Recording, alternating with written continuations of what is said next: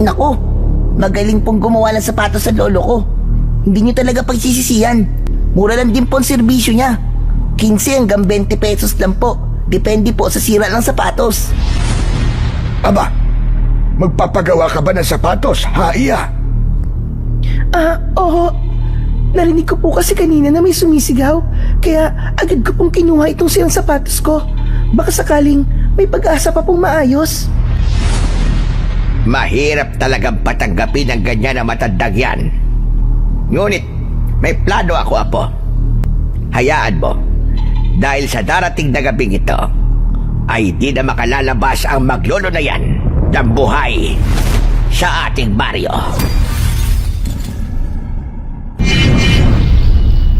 The Voice, Adik. Magandang araw po sa inyo mga idol. Nakita-kita po tayong muli.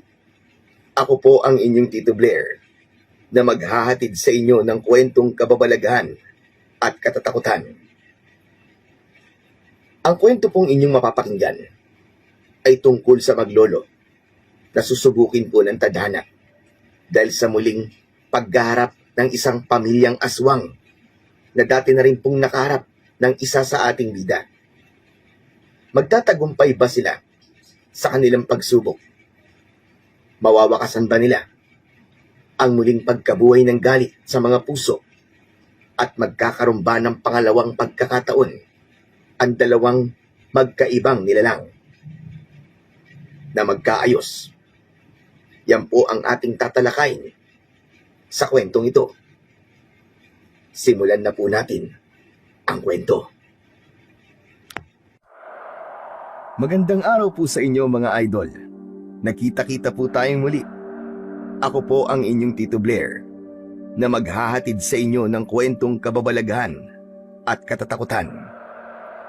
Ang kwento pong inyong mapapakinggan ay tungkol sa maglolo na susubukin po ng tadhana dahil sa muling pagharap ng isang pamilyang aswang na dati na rin pong nakaharap ng isa sa ating bida. Magtatagumpay ba sila sa kanilang pagsubok? Mawawakasan ba nila ang muling pagkabuhay ng galit sa mga puso at magkakaroon ba ng pangalawang pagkakataon ang dalawang magkaibang nilalang na magkaayos? Yan po ang ating tatalakayin sa kwentong ito. Simulan na po natin ang kwento. Lo, naabutan na po tayo ng ulan. Pero parang wala pa rin pong interesado na magpagawa ng sapatos sa atin ah. Ayos lang, Apo. Magtiyaga ka lang. Halika, dun muna tayo sumilong sa may kubo. Lo, masakit na po yung mga paa ko eh. Pwede po bang umuwi na lang muna tayo? Ay, nako. Sinaniban ka na naman ng katamaran mong bata ka. Hindi tayo uuwi hanggat hindi pa natin nasisiguro ang bagay na gusto nating malaman. Kaya't halika na. Pumaroon na tayo sa kubo na yon. Sige po, Lo. Si JP at si Lolo Doksyo ay isa sa mga tanyag na taga-ayos ng sapatos sa bawat baryo. Ngunit maliban doon, may bagay na hindi alam ang karamihan. Dahil si Lolo Doksyo ay isang sikretong manunugis ng aswang. Aba, ayan Lo. Diyos ko, salamat po. Tumigil na po yung ulan. Tama ka. Kaya tara na at magtutungo pa tayo sa dulo ng baryong ito. Ha? Lolo naman, pagod na ako eh. Umuwi na muna tayo. Bukas na lang natin ipagpatuloy itong pag-aayos natin ng sapatos. Aba, si Raulong batang ito. Nakakadalawang ayos pa lamang tayo ng sapatos, pagod ka na. Abay, wala tayong kakainin pag nagkataon. Sige na, kunin mo na ang kariton at magpatuloy na tayo. Pero Lo... Sige na, wala nang pero JP. Itulak mo na ang kariton at tayo magpapatuloy na. Ay nako, si Lolo talaga, oo. May sinasabi ka bang bata ka, ha, JP? Ang sabi ko po, itutulak ko na po ang kariton at magpapatuloy na po tayo. Lumabas na sila ng kubong kanilang pinagsilungan nagpatuloy sila sa kanilang paglalakad hanggang sa nadaanan nila ang kumpulan ng taong nagsusugal. Aba, ayan na po. Subukan mo silang alukin. Baka may mga sira silang sapatos. Sige na, lapitan mo. Pero Lo, nahihiya po ako eh. Ihahampas ko sa itong tools ko. Kapag hindi ka pa gumalaw, sinasabi ko sa iyo ha. Madalang ako magbiro. Hindi tayo magkakapera sa hiya mo, JP. Naku naman, si Lolo talaga oh. Ito na po, ikilos na. Lumapit ang binatilyo sa mga tao at inalukan niya ito ng pag-aayos ng sapatos. Ngunit tinignan lang siya ng mga ito at patuloy na nagsugal. Habang ang mga tao naman na nakatayo at nanonood sa mga ito ay pinagmasdan lamang sila. Naku, magaling pong gumawa ng sapatos sa lolo ko. Hindi nyo talaga pagsisisihan. Mura lang din po ang serbisyo niya. 15 hanggang 20 pesos lang po. Depende po sa sira ng sapatos. Ngunit dahil bago lamang ang mga mukha nila sa baryong tinatawag na San Juan, ay hindi sila pinansin ng mga tao, kaya't akala ng binatilyong si JP ay napahiya lamang siya. Ay naku, ayoko na po Lo. Nakita niyo naman po hindi nila ako pinansin. Tinignan lang ako na parang ngubaran mula ulo hanggang paa. Napakaikli naman ng pasensya mo, iyo. Alam mo, kung hindi natin gagawin ito, ay hindi tayo magkakapera. We, yun ba talaga Lo? Eh di ba dahil narinig mo sa kaibigan mo na may mga aswang na naninirahan dito, kaya nagmadali kan dito mag-alok ng gawa? JP, hinaan mo naman ang boses mo at baka mabulilyaso yung pagmamasid natin. Mag-iingat ka sa lahat ng mga sasabihin mong bata ka. Hindi pa natin alam ang totoo. Mahirap na. Tatalian ko yung dila mo. Kaya umayos ka, JP. At kanina ka pa sa akin namumuro, ha? Pasensya na po Lo. Nadulas lang po. Mag-ingat ka na lamang sa susunod. Tara na. At magpatuloy na tayo. Sumigaw ka at nang malaman nila na gumagawa tayo ng sapatos. Opo Lo. Nagpatuloy na sila sa paglalakad, habang ang binatilyong si JP naman ay patuloy naman sa pagsigaw hanggang umabot na sila ng dulo ng baryo. Ngunit wala pa rin ang nagpagawa ng sapatos. Kaya naman nagpasya ang maglolo na umuwi na at ipagpatuloy na lamang nila kinabukasan ang kanilang mga ginagawa. Ay, salamat. At makakaupo na rin. Yan lang naman ang pinakapaborito mong gawin. Wala nang iba. Diyos me, yung bata ka, oo. Sa susunod, may parusa na yung ginawa mo kanina. Naiintindihan mo? Ang alin po dun Lo? Ang alin? Malamang, yung nagsasalita ka tungkol sa tunay nating pakay. Sinabi ko na sa'yo, di ba? Papatayuin kita ng 1 oras na may babasaging baso sa iyong dila. Pasensya na nga Lo. Di ko naman po talaga sinasadya eh. Naduyas lang po talaga ako. Pangako po sa susunod, mag-iingat na po talaga ako. Palalampasin ko ngayon yan, JP. Pero sa susunod, may parusa na. Eh siya nga pala, may napansin ka ba sa baryong pinuntahan natin? Wala naman po Lo. Halos normal naman lahat eh. Kahit yung pamamaraan nila ng pagtingin sa akin eh, normal lang naman yun. Kasi bagong mukha tayo dun. Tama ka. Normal lang ang baryong yon. Kaya bukas, ibang baryo naman ang ating pupuntahan. Eh, saan naman po Lo? Sa tabing baryo ng San Juan. Sa baryo ng Puting Tupa tayo tutungo. Tulad ng dati, JP, yung buntot ng page ay huwag mong kakalimutang ibabad sa tubig na may asin, sili at bawang bago mo dalhin. Maaaring wala nga sa baryo ng San Juan, ngunit iba ang pakiramdam ko sa baryo ng Puting Tupa. Hindi ko pa po napag-aralan ng tungkol sa presensya ng mga aswang. Pero parang sang-ayon po ako sa sinabi nyo. Kasi pagdating natin sa dulo ng San Juan, nasa bungad pa lang po tayo ng baryo Puting Tupa. Bumigat na po kaagad ang pakiramdam ko. Yun din ang napansin ko, Apo. Kaya naman bukas maaga pa lang ay tutungo na tayo doon. Kaya ang mga biling ko sa iyo, ha, huwag mong kakalimutan. Opo, Lo. Asahan niyo po na gagawin ko po lahat ng bilin niyo. Pero bago po yun, kain na po tayo, Lo. Kanina pa po kumakalamansi mura ako eh. May mag-asikaso ka. Alam ka namang ako pa maghahain ng pagkain para sa'yo. Hindi ka na bata. Kaya mo na yan. Si Lolo naman eh. Kakaupo ko lang oh. Gusto ko pa mag-relax eh. Abay sira ulo tong batang to ah. Abay gusto pa yatang ako talaga maghain para sa kanya.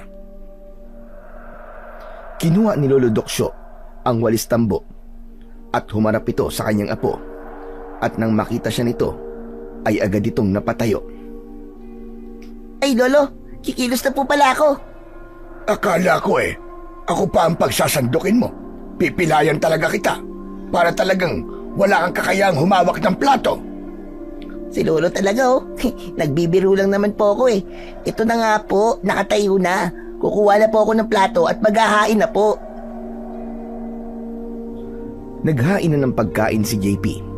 Pagkatapos nun, ay tinawag niya na ang kanyang lolo upang kumain. Pag-upo pa lang sa upuan ng kanyang lolo, ay napansin kagad ng matanda ang inihain nitong ulam, itlog at tuyo na may sawsawang kamatis. Lo, kain na po. Paborito po natin ang ulam. Hindi ko lang talaga mapigilan na maisip ang nanay mo. Hindi ko kasi akalain na sandali lang yung panahon na nagkasama kami. Tapos, brutal siyang pinatay ng mga halimaw na yon. Wala ding nagawa ang tatay mo dahil maging siya ay napaslang rin. Miss na miss ko na sila, Apo.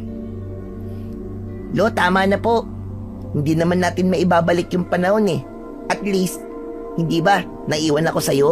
Naiwan ang pinakagwapo mong apo na malang-mala sa'yo. At saka, hindi po ba masama ang umiiyak sa harap ng pagkain? Sige ka, mamalasin po tayo. Hala, sige na, kumain ka na rin. At kakain na rin ako.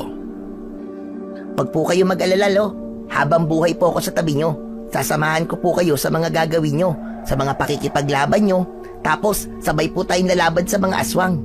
At kahit saan man silang sulok ng mundo magtago, makikita at mahahanap natin sila. Kaya sige na po, kumain na po tayo.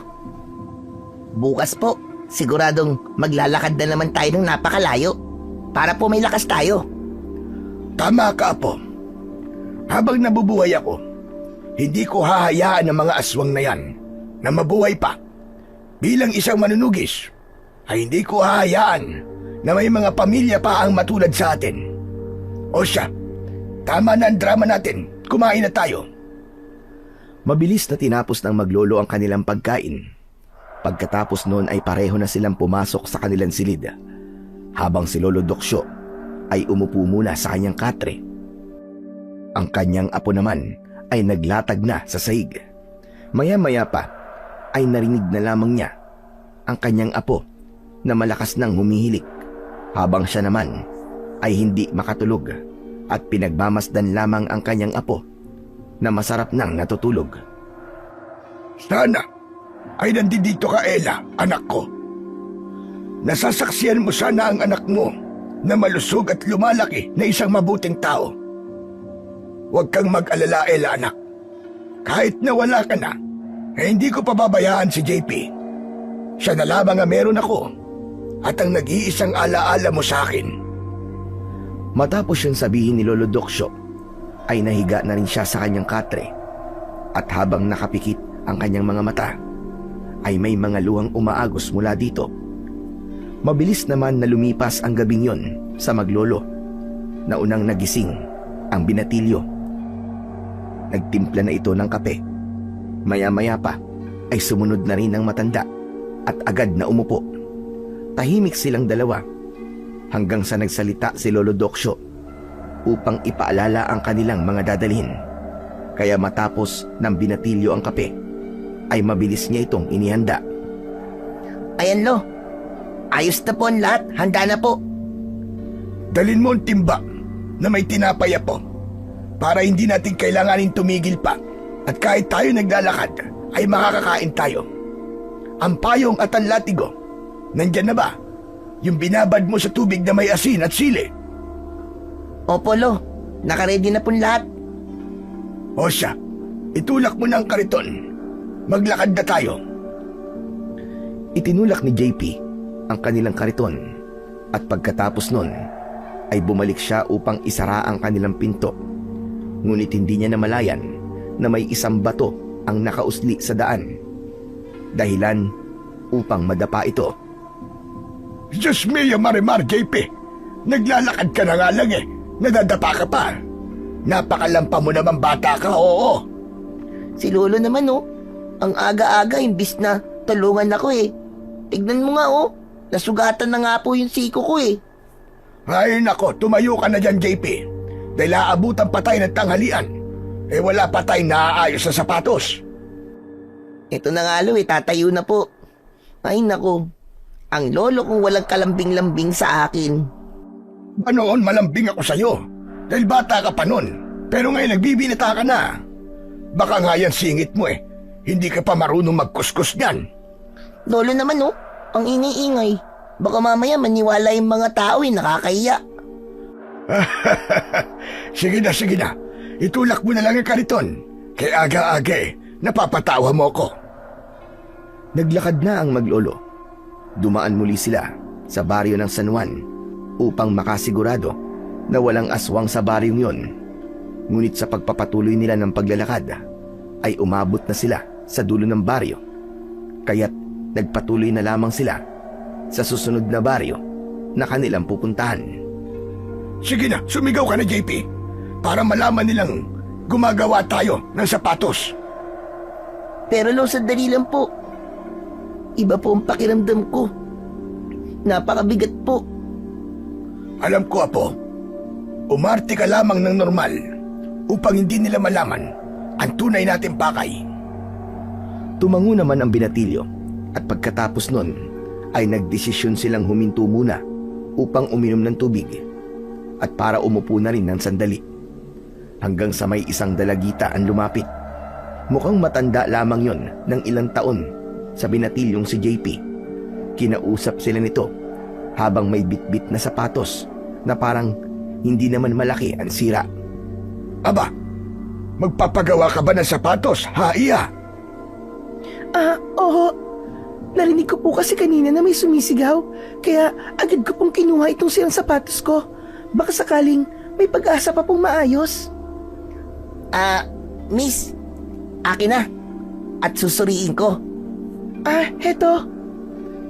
Inabot ng dalaga ang kanyang sirang sapatos na nais niyang ipagawa. Hindi niya sinasadyang mahawakan ng kamay nito. Naramdaman niya ang lamig na parabang nagbabad sa tubig na may yelo. Napatingin ang binatilyong si JP sa magandang dalaga. Ngunit normal lang ito, kaya't hindi niya ito pinag-isipan ng masama. Miss Ganda, may pag-asa pang maayos to. Don't worry about this. My lolo will, ano nga yun? Basta, aayusin to ni lolo. Makikita mo, mas matibay pa to sa batibay. Kasi pag si lolo ang gumawa, talagang ayos na ayos. 15 pesos na lang para sa'yo. Pagpasensyahan mo na ang apo ko, Iya. Masyado lang papansin yan. Napakaganda mo naman kasi. Ayos lang po. Ako nga po pala si Aurora. Sandali lang, Aurora. At aayusin ko na itong payong mo. Ayan, diyan ka muna. Maupo ka lang dyan. Habang si Lolo Doksyo ay inayos ang sapatos, nilapitan naman ni JP ang dalaga upang magtanong dito. Naging wais ang binatilyo dahil alam niyang hindi lamang ang paggagawa ng sapatos ang ipinunta nila doon para makasigurado na rin na hindi aswang ang kanilang kaharap. Teka Miss Maganda, may itatanong lang ako sa'yo. Bakit parang walang kalalakihan sa baryo nyo? Dahil sa tanong na yon ay napatingin bigla ang kanyang lolo. Dahil kahit siya ay napansin yon dahil sa tagal nilang naglalakad ay puro kababaihan nga lang ang kanilang nakikita. Habang ang babae naman ay sumagot lamang ng mahinahon sa itinanong na yon ng binatilyo. Yun ba? Naku, yan na kasi ang kinalakihan ko dito eh. Hindi kami aalis sa baryong ito kung wala pa kami sa tamang edad. para maganap ng aming magiging asawa. Eh bakit ganun? Hindi ba pwedeng sumama yung mga kalalakihan dito? Wala akong alam sa ganyan eh. Basta, sumusunod lamang ako sa utos ng mga nakakatanda. Pwede ba yun? Eh dito ka nakatira? Maliban doon, yun lang talaga ang alam ko. Ilang taong ka na ba? 17. 17 na ako. Pagtungtong ko lang 18, nasa sakin na. Kung gusto kong umalis. Eh kung ganun, nasaan ang tatay mo? Si tatay ba? Matagal nang patay ang tatay ko. Ganon din si nanay. Ay, pasensya ka na. Kung ganun, pareha pala tayo. Naku, ayos lang. Matagal naman ang panahon yun kaya wala na sa akin. Tsaka isa pa, may lola naman ako eh. Aurora, Iya. Tapos na ang sapatos mo. Ay, hala, ang galing niyo po. Mukhang bago na uli. Maraming salamat po ah. Heto po ang bayad ko. Naku, sasabihin ko sa mga tao dito na napakagaling niyo pong gumawa ng sapatos. Nako. Maraming salamat sa iyo, Iya.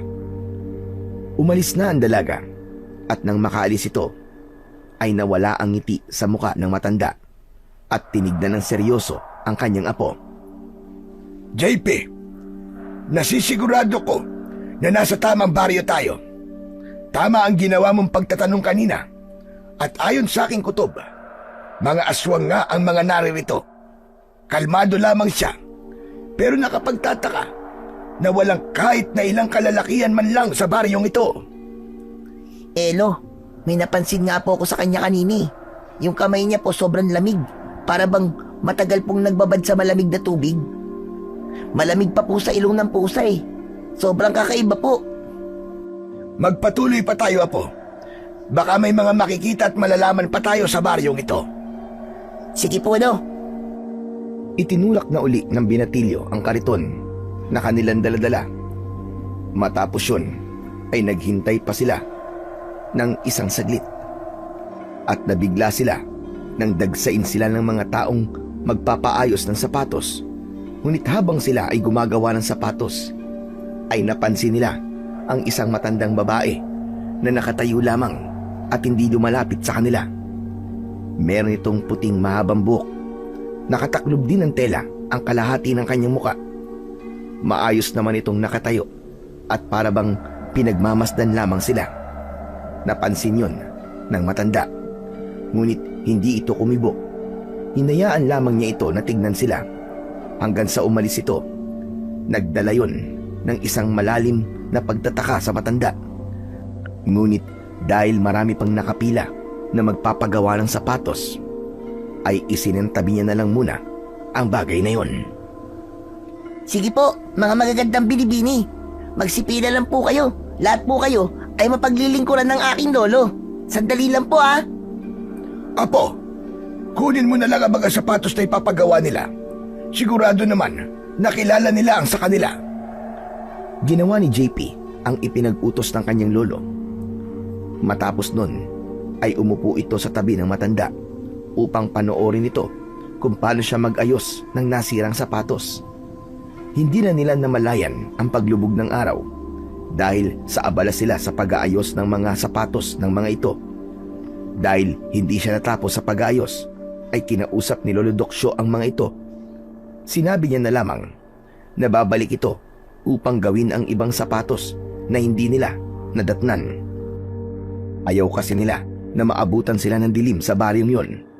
Pumayag naman ang mga kababaihan, kaya nagligpit na sila ng kanilang gamit. Hindi naman nila napansin ang matandang babae na bumalik at pinapanood sila. Nako, aalis na ho kami, Manang. Babalik na lamang kami bukas para mag-ayos ng sapatos. Hindi na. Hindi na kayo babalik rito. Hindi na kayo mag-aayos ng mga sapatos rito. Aba, bakit naman? Naghahanap buhay lang po kami. Wala akong pakialam. Kung ano pa ba ang inyong sadya sa aming baryo, ayoko na nababalik pa kayo rito. Dahil hindi nyo alam ang lugar na inyong pinapasok. Mawalang galang na po. Wala naman po kaming ibang sadya sa baryo nyo. Gusto lamang po namin na maghanap buhay ng lolo ko upang may kitain po kami. Yun lang ba talaga? Hindi niyo ako maluloko. Umalis na kayo. At ayoko na babalik pa kayo rito kahit kailan. Alis! Umalis na kayo! Nabigla ang maglolo nang itulak ng matanda ang kanilang kariton. Nagulat sila sa lakas na meron nito, na kahit si JP ay hindi magagawang itulak yon ng ganun, gamit lamang ang isang kamay. Sandali pa ay nanatiling nakatayo ang maglolo at tinignan ang matandang babae, na mata lamang ang kanilang nakikita. Mabalasik ang tingin ng matandang babae, na para bang pakiramdam nila ay anumang sandali ay aatake ito. Kaya't nagdesisyon na ang matandang si Lolo Doksyo na umalis na lamang sa baryong yon. Ngunit hindi pa rin siya makikinig sa matandang babae at babalik pa rin sila kinabukasan. Nang maglakad sila papalayo, ay hinabol pa rin sila ng tingin ng matandang babae. Hindi ito umalis sa kanyang kinatatayuan, habang ang mata nito ay sandaling kumislap ng kulay pula, na para bang dumaan lamang yon sa puti ng kanyang mga mata. Maya-maya pa ay dumating ang dalagang unang nagpaayos ng sapatos. Inilagay niya ang kanyang isang kamay sa balikat ng matandang babae, na nakatingin pa rin sa direksyon kung saan naglakad ang maglolo. Inang, bakit niyo naman po ginawa yan sa kanila? Tama lamang ang ginawa ko sa kanila, Aurora. Sapagkat kilala ko ang matandang umaayos na mga sapatos. Kilala ko siya mula sa pinakakasulok-sulukan ng kanyang pagkatao. Ano? Ano pong ibig niyo sabihin, Inang? Ang anak niyang babae na si Ella ang siyang sumira sa pagsasama ng iyong ina at ama, at dahilan upang paslangin ang sarili mong ama ang iyong ina. Natahimik ang dalaga, ngunit bumakas sa mukha nito ang matinding galit. Kung ganun, Inang, hayaan niyo ho sila sa baryong ito. Hayaan niyo po silang magpabalik-balik dito. Ngunit apo, matagal na panahon na nananahimik ang ating angkan. Ayokong malagay na naman tayo sa panganib. Inang, hahayaan niyo po bang magpagala-gala lamang sila at tumihinga ang pamilya ng pumaslang sa aking ina? Kung kayo ay hahayaan niyo lang yon, hindi ako, na dahil sa kanila ay nawalan ako ng ina, at dahil sa anak niya ay nasira ang pamilya namin. Ngunit apo, patas lamang ang nangyari dahil napatay namin ang babaeng sumira sa pamilya nyo at ang iyong ama na pumaslang sa nanay mo. Walang patas-patas sa akin, Inang. Wala rin akong pakialam kung namatay na ang Ella na tinutukoy nyo. Hindi ako matatahimik hanggat buhay pa rin ang matandang ama nito. Ngunit sa palagay ko, ang binatilyong kasama niya ay kapatid mo sa ama. Dahil sa aking pagkakaalam ay nagbunga ang pagtataksil ng iyong ama. Kung ganun, ay papatay ako ng kapatid ko sa labas. Aurora! Aurora, apo! Aurora! Naglakad palayo ang dalagang si Aurora, at dahil sa kanyang nalaman ay nabuhay ang isang galit na matagal nang natulog sa kanyang puso.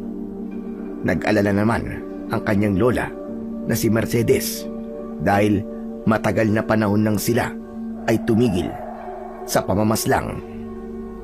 Natakot kasi ito na maubos ang kanilang lahi, ang lahi ng mga bangkilan. Lo, grabe yung matandang babae kanina, no? Nakakatakot. Parang gustong mangain ng tao. Tama ka po. Kahit ako, nagsitayuan din ang mga balahibo ko sa katawan. Mula ulo hanggang pa. Lalo na nang itulak niya ang kariton natin. Balahibo? Mula ulo hanggang paa? Ibig sabihin lahat? Abay, iba naman ang nasa utak mong bata ka. Manahimik ka na nga lang dyan. At bilisan ang paglalakad. Si Lolo naman, no? Nagbibiro lang naman ako eh. Tapos, masyado mong siniseryoso. Habang sila ay naglalakad, hindi nila napansin ang malaking itim na ibon na kanina pang nasa itaas nila. Hanggang sa ito ay sumalubong sa kanila. Mabagin langit! Aswang yan na po! Aswang ang malaking ibon na yan na nasa ating harapan! Akin ang buntot ng pagi! Bilisan mo, Apo! Hindi nila inaalis ang paningin nila sa ibong nasa kanilang harapan, habang natataranta namang kinuha ni JP ang buntot ng pagi. Kaya imbis na buntot ng pagi ang kanyang makuha, ay payong ang kanyang inabot. Ngunit hindi umatake ang ibon dahil mabilis itong umalis sa kanilang harapan, habang si Lolo Doksyo naman ay napakamot sa ulo, sabay palo nito ng payong sa kanyang apo na nanlalaki ang mga mata. Aray ko naman, Lo! Ang sabi ko buntot ng pagi! Bakit payong ang inabot mo sa akin? Tarantadong batang ito! Kung sumugod yung aswang na yon, anong gagamitin ko? Itong payong? Ano ito? Ito ipapamalo ko sa kanya! Pasensya na, Lo. Nataranta po kasi ako eh. Yung sinabi niyong aswang yung malaking ibon. Ay nako, ilang beses ko masasabihin sa'yo na kapag nakaharap ka sa isang aswang ay huwag kang matataranta dahil pwedeng gamitin ng aswang na yon, ang bagay na yon, upang mabilis ka nitong atakin. Pasensya na po, Lo. Pero bakit ganun? Bakit po nakakapag-anyong hayop na ang aswang? Hindi pa naman tuluyang nagdidilim. Mamaya na natin pag-usapan yan na po. Madali ka't kailangan na nating makauwi kagad. Mabilis na tinulak ng maglolo ang kariton, habang si Lolo Doksyo naman ay hindi pa rin mapalagay at palinga-linga pa rin sa paligid. Natatakot ito na baka sa susunod na pagbalik ng aswang ay marami na itong kasama, lalo na't hindi sapat ang kanilang paghahanda upang lumaban sa mga aswang. Pagdating nila sa bahay ay mabilis na binuksan ng binatilyo ang pintuan at ipinasok ang mga gamit na nasa kariton. Umupo naman kagad si Lolo Doksyo sa upuang gawa sa kawayan at ipinag-utos niya sa kanyang apo na isara lahat ng mga bintana at siguraduhing nakakandado ang mga ito. Pinaupo niya ang kanyang apo at tinignan niya ito sa mga mata. JP Apo, sa palagay ko, na tama ang baryong pinuntahan natin. At sa palagay ko rin, ang baryo ng Puting Tupa ang siyang pinamumugaran ng mga aswang. At kung tinatanong mo kung bakit kahit hindi pa tuluyan dumidilim ay nakakapag-anyong hayop na ang mga aswang, ay hindi ko rin alam. Maaaring sa tagal ng panahon na kanilang pananahimik ay lalo silang lumakas. Ang ibig niyo po ba sabihin ay kahit ang magandang babae na si Aurora ay isa din pong aswang? Tama ka, iyo. Pero ito ang iyong pakakatandaan. Huwag kang masisilaw sa kanilang magandang panlabas dahil maaaring ang kanilang panlabas na kagandahan ay ginagamit lamang nila upang makapanloko ng tao. Naiintindihan ko po kayo, Lo. Ano na pong plano niyo ngayon? Babalik tayo sa baryong yun, Apo. Walang makakapigil sa atin na bumalik roon. Pero paano po yung matandang babae na ayaw tayong pabalikin sa kanilang baryo? Huwag na lamang natin siyang pansinin. Babalik tayo sa baryong yun bilang taga-ayos ng mga nasirang sapatos. Hindi pwedeng may pumigil sa ating misyon. Ayusin mo na lamang ang iyong galaw. Mag-iingat ka sa mga salitang bibitiwan mo at sa mga tanong mo na pwedeng makapag-isip sa kanila na tayo ay may ibang pakay sa kanilang baryo. Pangako po, Lo, gagawin ko po ang makakaya ko upang hindi nila matuklasan na isa ka pong manunugis.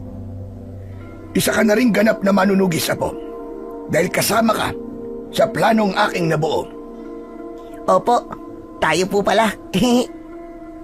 Sa matandang babae kanina na pinagtabuyan tayo, may napansin ako sa kanya, sa boses at mga mata niya. Ano naman po yun, Lo? Hindi ko makakalimutan ang matang yun, Apo. Kung paano siya tumingin at hindi ako pwedeng magkamali sa boses niya. Sigurado ko na siya si Mercedes, ang aswang na binigyan ko ng tanda sa kanyang bibig. Teka, Lo. Kaya ba ganun siya? Kaya ba nakatakip po ang bibig niya? Maaari, Apo. Ngunit hindi pa tayo sigurado kung siya nga ba talaga yon. Maaaring kamata at kaboses lamang niya. Ngunit kung isa din siyang aswang, ay hindi ako magdadalawang isip na patayin siya. Kung ganun po, babalik na talaga tayo ron. Tama ka, Apo. Dadalhin natin bukas sa mga kagamitan ko. Mga anting-anting at mga sandata. Oo nga pala. Sandali lamang. Tumayo si Lolo Doksyo at nagtungo yun sa kanilang silid. Makalipas lamang ang ilang sandali, ay lumabas na ito, dala ang isang maliit na kahon. Binuksan niya ito at bumungad sa kanila ang isang litrato. Litrato ng kanyang anak, buwat-buwat ang isang sanggol, habang may isang makisig na lalaki sa kanilang likuran at nakayakap sa babaeng may hawak ng sanggol. Lo, si tatay at nanay po ba yan? Tama ka, Iyo. Sila nga ito. Ito na lamang ang litratong meron ako. Kinuha yon ng binatilyo at pinagmasdan ito ng mabuti, habang ang kanyang mga mata naman ay hindi na napigilang mapaluha.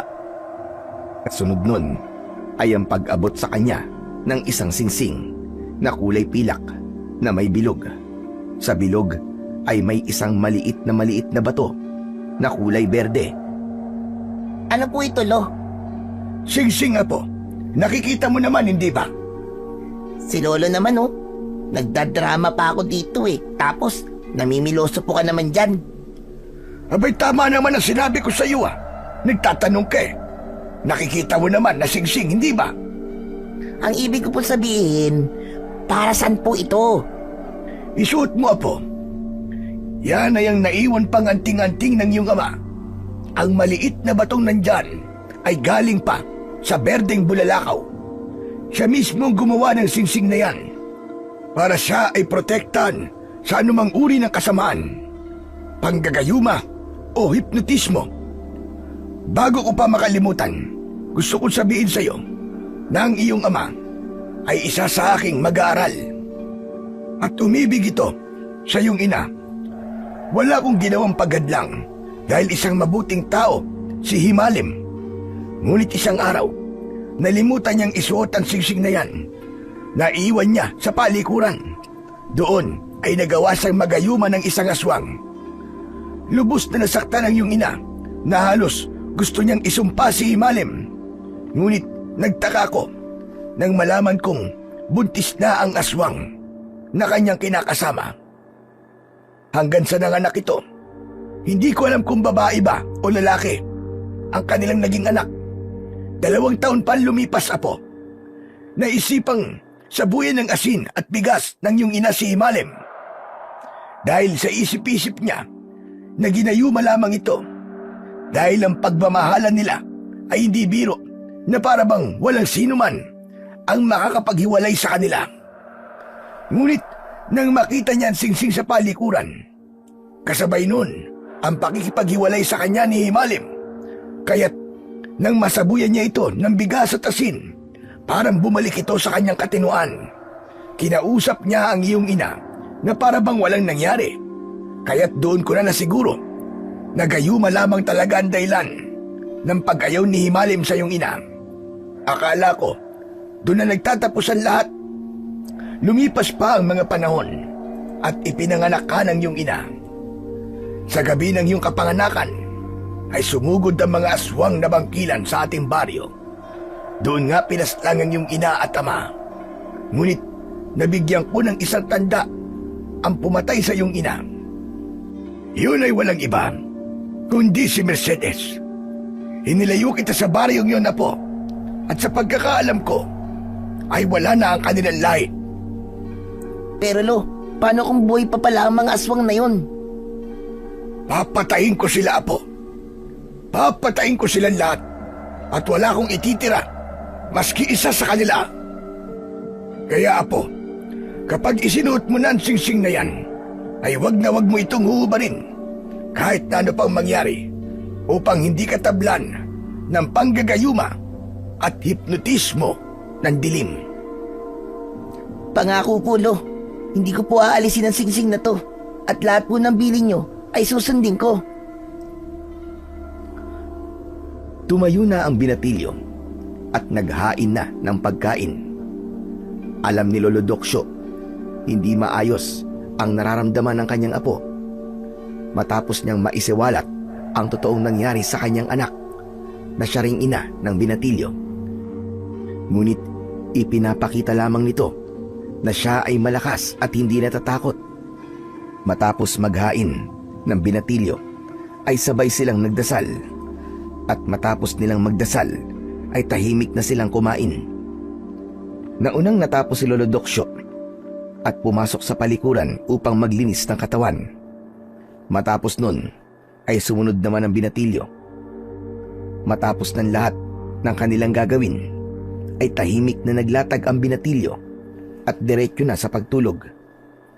Dala na rin ng labis na pagod sa maghapon nilang paglalakad ng kanyang lolo. Habang ang matanda naman ay ganon din ang ginawa. Humiga ito sa katre at tahimik na natulog.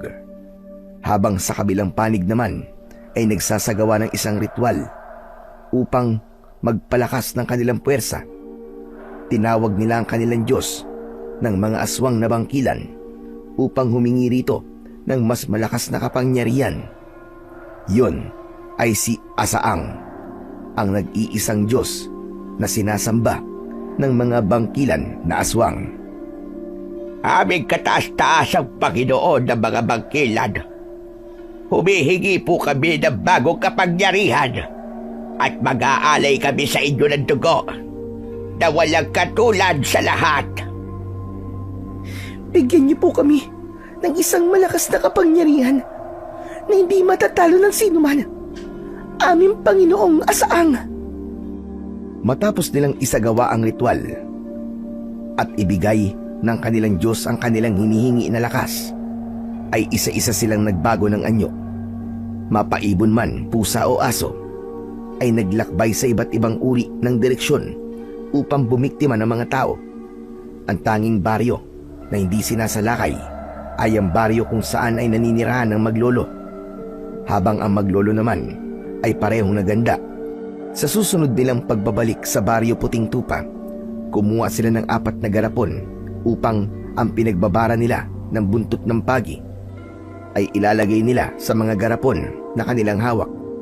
Itinali nila yon sa magkabilaang bewang nila na tinatago naman ng kanilang mga damit hanggang sa lumabas na ng kanilang bahay ang maglolo.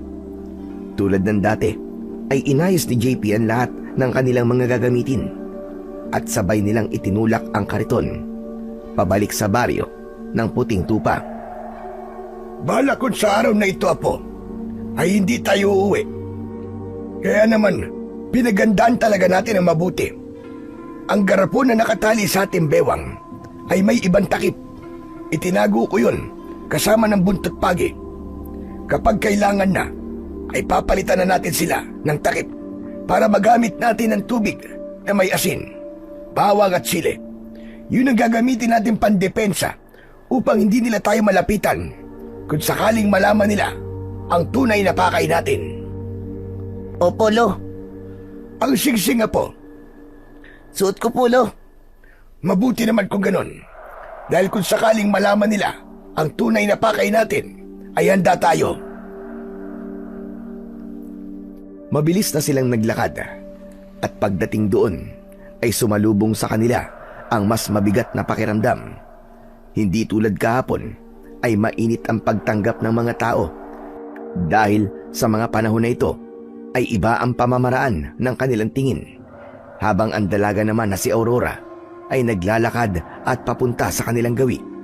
Seryoso ang mukha nito, ngunit nang makalapit na sa maglolo ay ngumiti ito. Buti naman po at bumalik kayo. Kanina pa po naghihintay ang mga tao para sa serbisyo nyo. Natagalan mo yata kayo.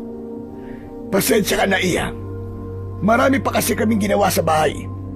Hihingi na lamang ako ng pasensya sa kanila. Nasa na ba ang mga magpapagawa? Ayun ho, nasa may harap po sila ng bahay namin. Doon ko na po sila pinaghintay. Akala ko nga po hindi na po kayo babalik dahil sa ginawa ni Lola. Nako, Iya. Hanap buhay namin ito. Kaya walang dahilan para hindi kami bumalik. Nag-umpisa nang itulak muli ng maglolo ang kariton na kanilang dala. Naglakad na sila at patungo yun sa mga babaeng nakaupo sa harap ng bahay nila Aurora. Habang si Aurora naman ay sumunod sa kanila at nawala na rito ang ngiti na kanina lang ay ipinapakita niya sa maglolo. Naglakad ito kasunod nila habang ang mga mata ay namumula at ang kanyang mga kuko ay bigla na lang humaba at tumulis. Habang si JP naman ay kanina pang hindi mapakali dahil maliban sa mga tingin na kanyang napapansin ay nag-iinit din ang singsing na kanyang suot. At nang makarating sila sa mga taong magpapaayos sana ng sapatos ay bumalik na sa kanyang anyo si Aurora. Nakangiti na ulit ito at pinagsilbihan pa ang maglolo. Bibigyan niya sana ito ng tubig, ngunit tumanggi ang matandang si Lolo Doksyo dahil ayon sa kanya ay may baon silang tubig.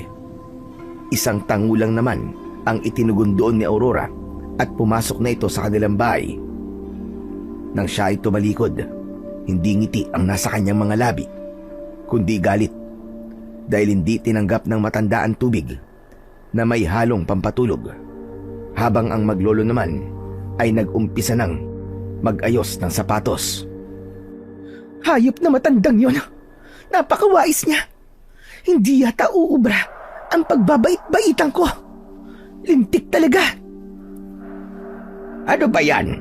Kay aga-aga napakainit ng ulo mo. Paano ba naman? Hindi tinanggap ng maglolo ang tubig na binibigay ko.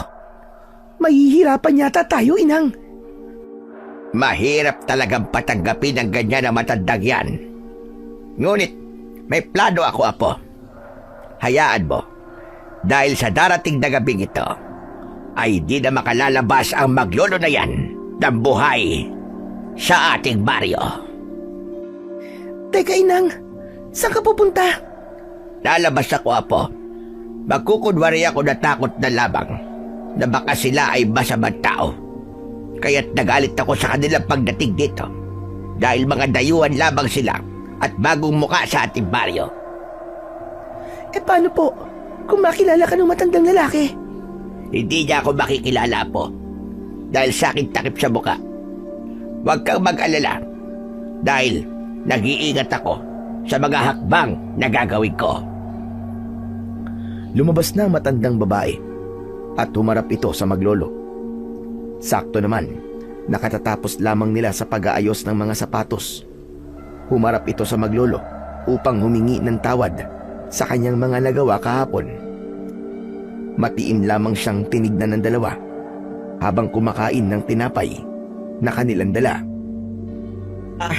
Pagpasensyaan niyo na ako sa inasal ko kahapon. Nadala lamang ako ng takot na baka masasamang tao kayo. Madalang kasi ang mga taong napapadpad sa aming baryo. Bakit naman po kayo matatakot? May dapat po ba kayong ikatakot? JP, apo, tumahimik ka. Wala yun. Wala na sa amin yun ng aking apo. Huwag ka nang mag-isip ng kung ano-ano. Hindi ba, JP? Marahang inapakan ni Lolo Doksyo ang paa ni JP upang iparating rito na kailangan niyang sumang-ayon sa kanyang sinabi. Aray ko naman, Lo. Yung pa ako po. Hindi ba, apo? Ayos na sa atin ang nangyari kahapon. Opo. Ayos na po yun. Aray ko. Sa pagsang-ayon ng kanyang apo, saka lamang niya inalis ang pagkakaapak sa paa nito. Matapos nun, ay ipinakita ng matandang babae na natutuwa ito sa pamamagitan ng ekspresyon ng kanyang mata. Tsaka na siya muling pumasok sa kanilang bahay, habang si Lolo Doksyo naman ay tinignan ng kanyang apo na hawak-hawak ang paa na inapakan nito. Hindi ba, JP? Binili na kita na mag-iingat ka sa mga sasabihin mo. At saka dapat, kung anong sasabihin ko, sasang-ayon ka. Lolo naman kasi ba't nyo naman inapakan yung paa ko? Napakabigat pa naman ng pagkakaapak nyo. Sa tandaan nyo yan Napakapuwersa nyo pa. Umayos ka, JP. Wala tayo sa atin. Ayusin mong pananalita mo. Kung ayaw mong tanggalin ko mga ngipin mo. Matapos niyang magsalita, ay napatingin ito sa may bintana ng maglola. At nang makita niya roon si Aurora, ay nginitian niya ito. Habang pagkatapos naman nila kumain, ay maglalakad na sana sila nang biglang paunti-unting pumapatak ang ulan.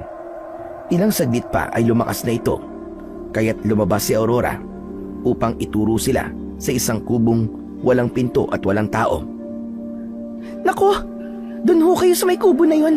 Wala pong tao doon. At pahingahan lamang yun ng mga tao. Pwede po kayo manatili doon. Naku, salamat naman, Iya. Napakabait mo talaga. Tara na, Apo. Doon tayo. Mabilis nilang itinakbo ang kanilang karitong dala.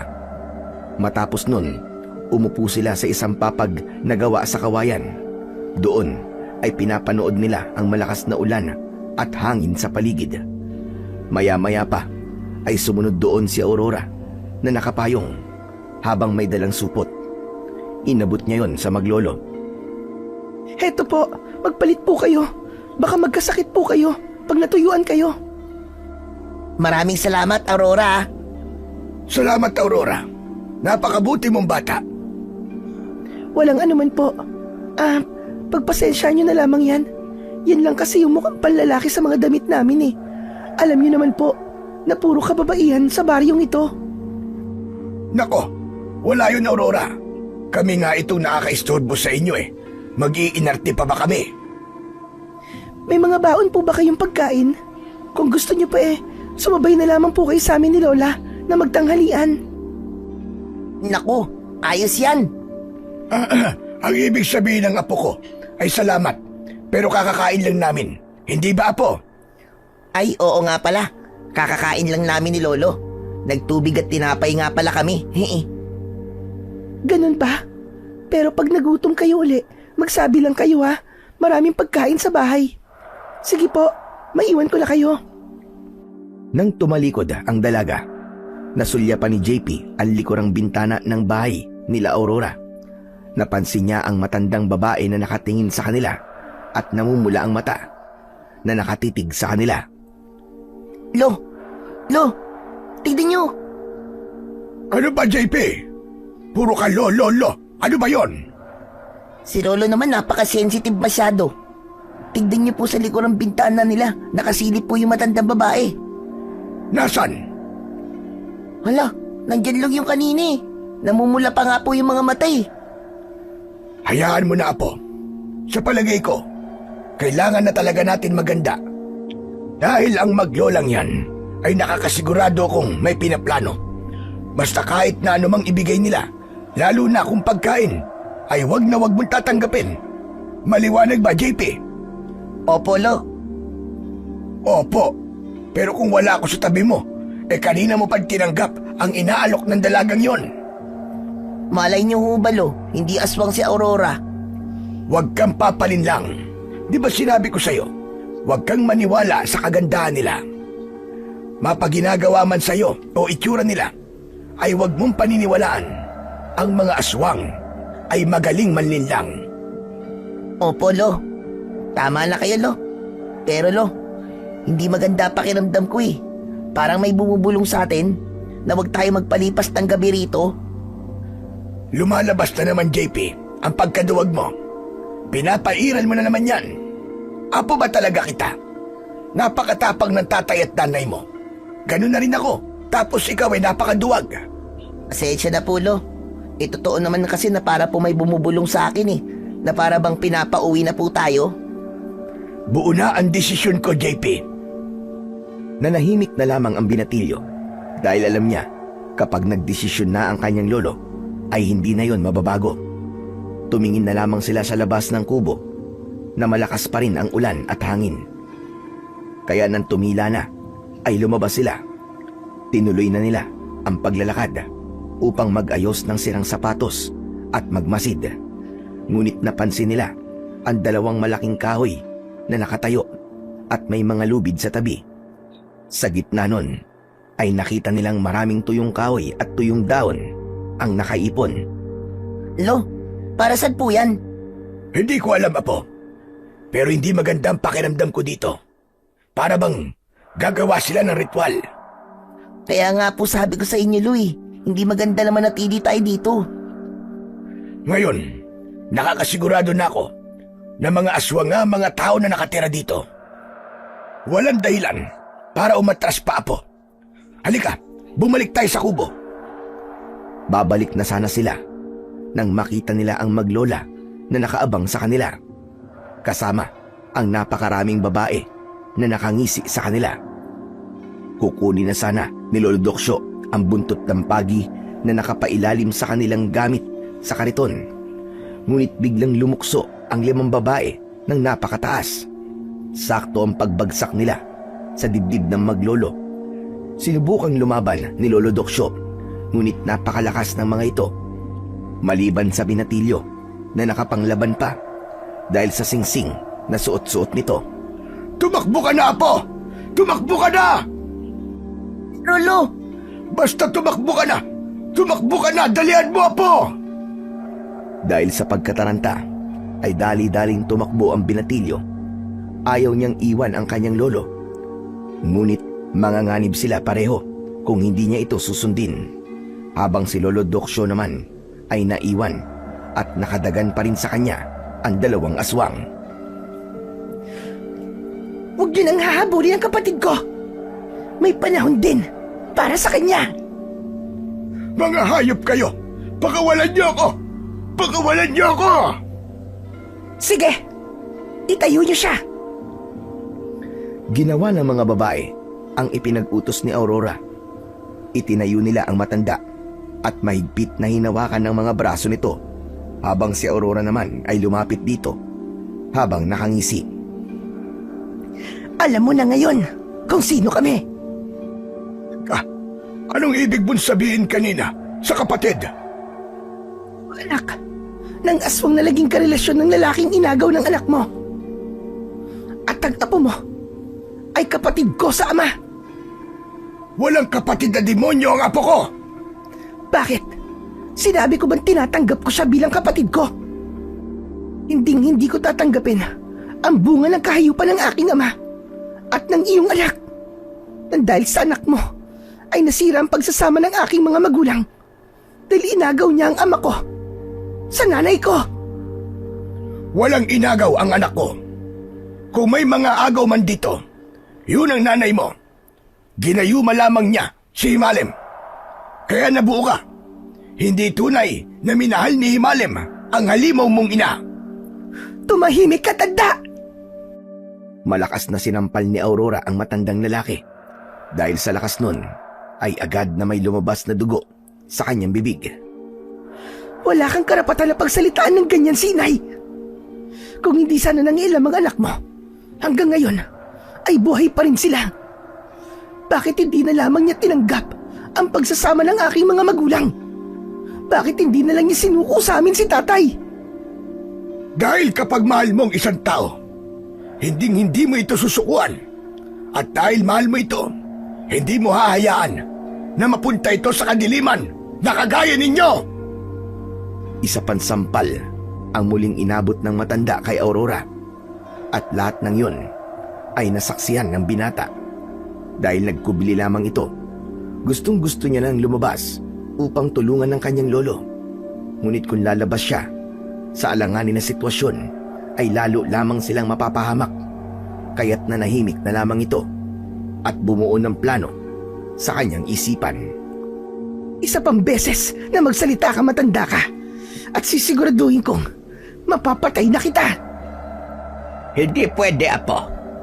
Nangako tayo kay Asaang na magbibigay tayo sa kanya ng dugo na manunugis kapalit ng malakas na kapangyarihan na ibinigay niya. Pasalamat ka, tanda, dahil may dahilan pa ako para buhayin ka. Pero kung wala, baka sa panahong ito ay pinagpipiestahan ka na namin. Hindi kayo magtatagumpay! Managinip ka ng gising, tanda, dahil sa darating na gabi, magiging alay ka na lamang. Sige na, itali nyo na yan sa bantayan habang ang karito nila ay itapon nyo. Hindi na nila magagamit yan.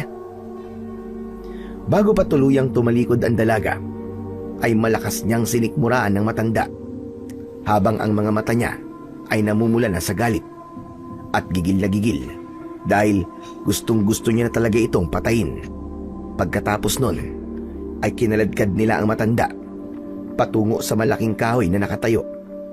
Itinali doon ang matanda gamit ang magaspang na lubid. Hindi iniwan ng ilang babae ang matandang nawalan ng malay at duguan ang bibig. Kaya sinundan na lamang ni JP ang mga babaeng may hawak na kanilang kariton. Pagdating sa dulo ng baryo ng Puting Tupa, ay doon iniwan nila ang kariton.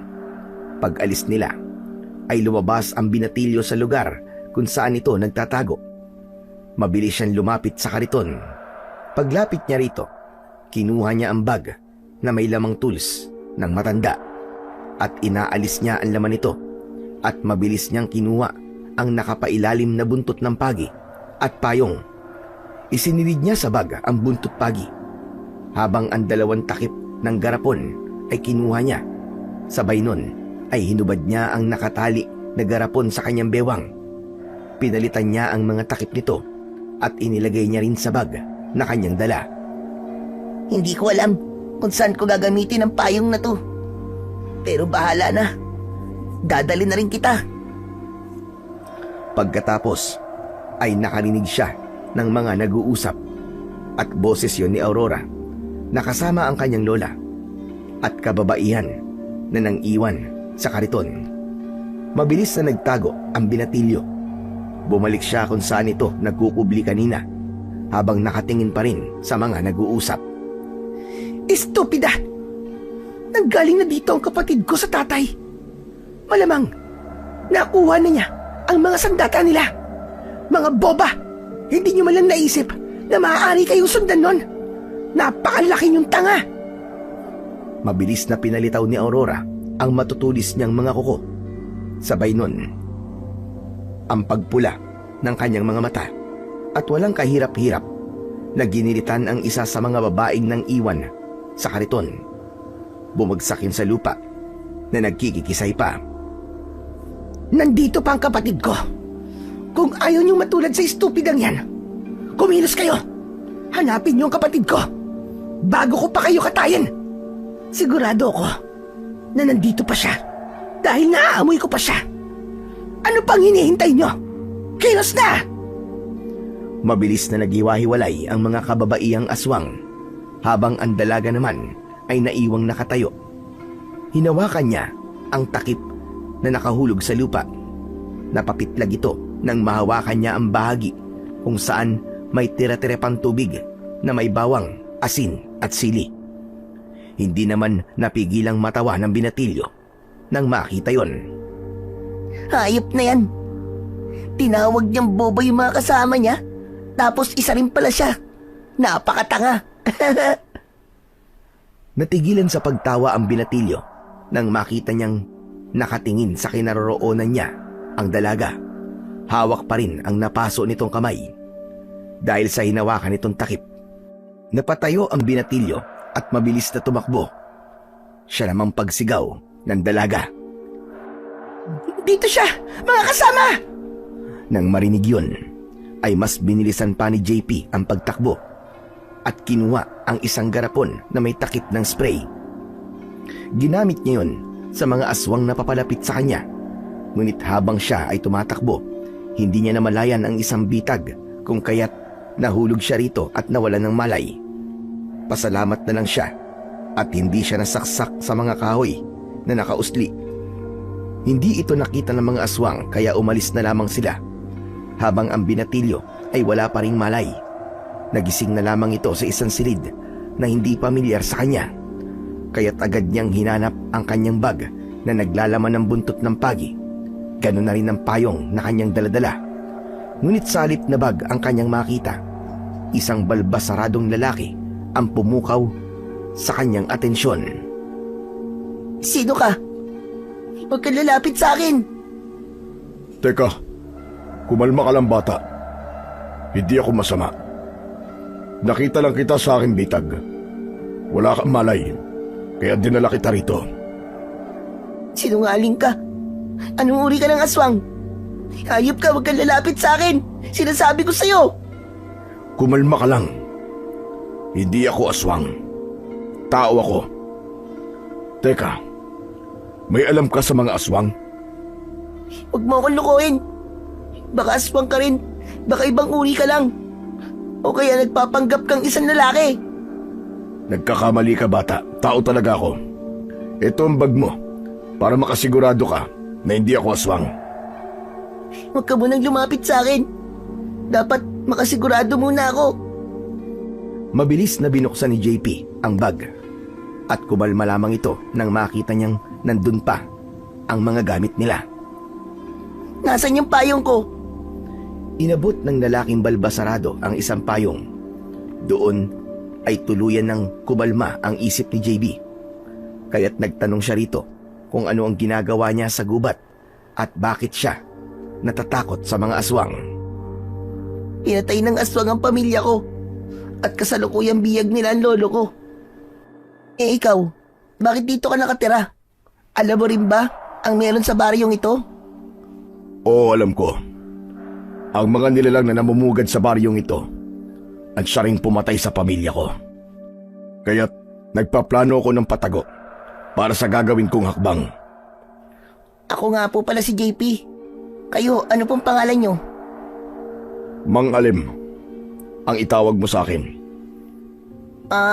Mang Alem, tulungan mo ako. Biyag nila si lolo eh. Baka mamayang gabi patayin na nila lolo ko. Huwag kang mag-alala. Nasa plano ko ang pumatay ng aswang. Kaya sasama ako sa plano mo. Kung ganun, Mang Alem, kumilos na tayo. Baka pag nagtagal pa lalong manganib si lolo. Sumang-ayon si Mang Alim sa binatilyo.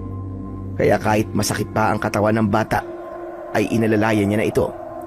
Tinahak nila ang madilim na kagubatan at nang makarating sila sa bungad, pagdating doon, naabutan nila ang isang tagpong ipinagtaka ng binatilyo.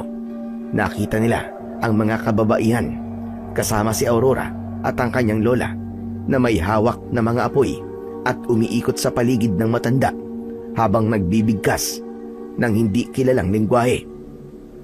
Panoorin mo muna ang mga galaw nila, JP. Tumango si JP at masinsin niyang pinagmasdan ng bawat galaw ng mga aswang. Maya-maya pa ay tumigil sila sa ginagawa nilang pag-ikot sa nakataling si Lolo Doksyo at kumuha ng isang balding tubig, ang dalaga, at isinabo yun sa matanda. Gumising ka, tanda!